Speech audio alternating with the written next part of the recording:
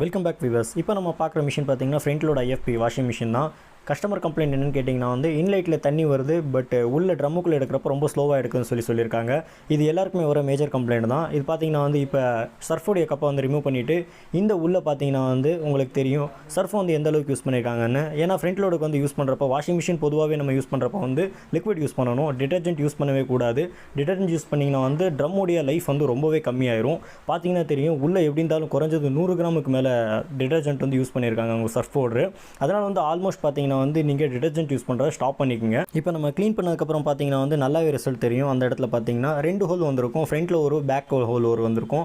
But அந்த whole surf ஃபுல்லாக உங்களுக்கு லாக் ஆகிருக்கிறதுனால ஹோலில் இருந்து உங்களுக்கு தண்ணி கீழே இறங்காது. அதனால் பார்த்தீங்கன்னா கப்பில் இருந்து உங்களுக்கு தண்ணி லீக்கேஜ் ஆகிக்கிட்டே தான் இருக்கும், பாடி ரெஸ்ட் அடிக்கும். அதனால் பாடி வேஸ்ட் ஆகிறதுக்கு நிறையவே சான்சஸ் இருக்குது. அதனால் ஆல்மோஸ்ட் லிக்விட் யூஸ் பண்ண ட்ரை பண்ணுங்கள்.